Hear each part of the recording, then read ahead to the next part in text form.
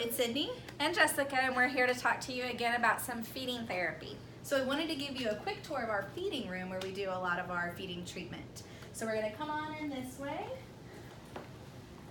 The first thing that we wanted to tell you about are some of our different seating options. So one of the things that we really want to consider whenever we're first starting feeding therapy is postural stability. So is your child sitting in a chair or sitting at an angle that's going to best facilitate chewing and appropriate oral motor skills for feeding and swallowing. So we have some modified seating, obviously for some of our little ones, and this chair can even be for, an elementary age, teenager, and we can adjust the footrest so that your child is sitting at a 90-degree angle and really has that good base of support.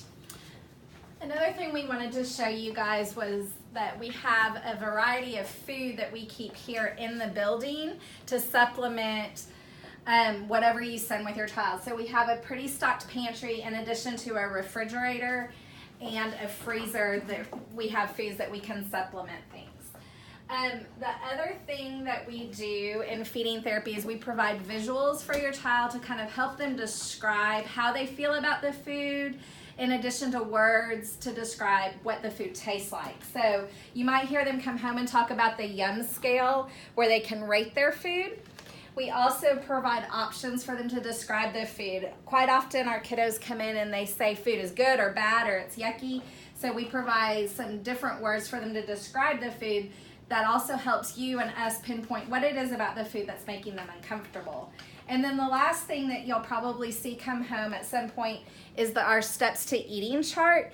And quite often we walk in and we think that all there is to feeding is the child takes a bite, they chew, and they swallow.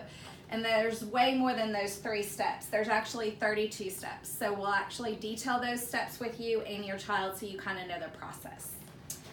Another thing that we do with our sensory-based feeding, so we do the sequential oral sensory approach to feeding, which was developed by Kay Toomey, and we have seen so much progress with so many of our kids who are picky eaters using this process. So looking at those 32 steps to eating, we also introduce foods to your child in a food hierarchy. So for example, this is just an example one here, but we start maybe with a preferred food, like maybe your child eats regular orange goldfish.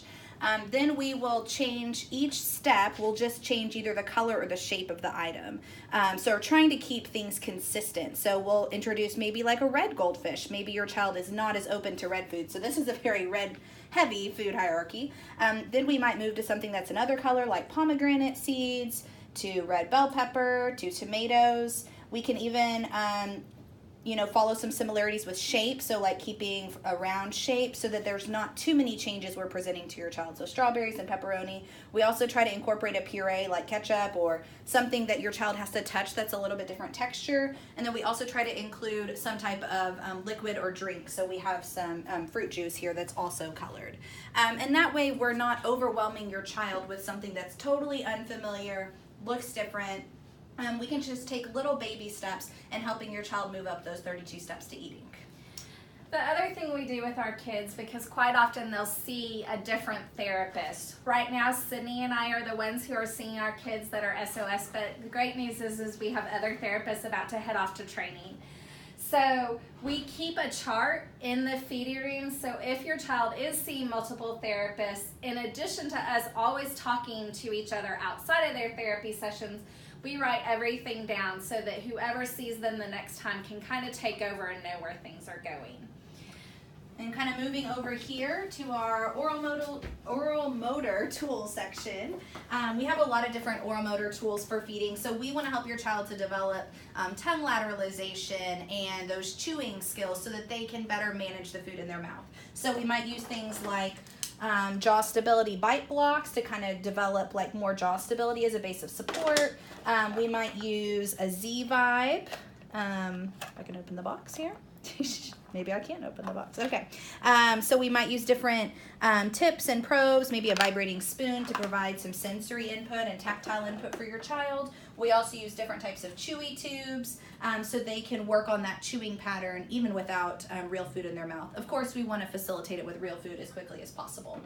The other service that we offer here is neuromuscular electrical stimulation for feeding and swallowing, which we use a vital stim unit.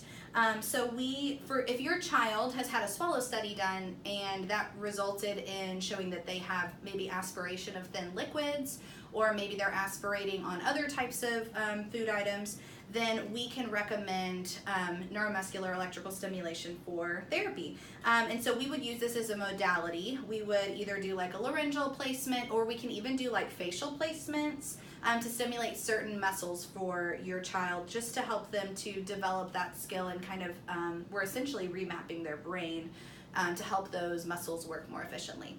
So if you have any questions, feel free to let us know, and we look forward to helping your kids make progress with feeding. Thank you.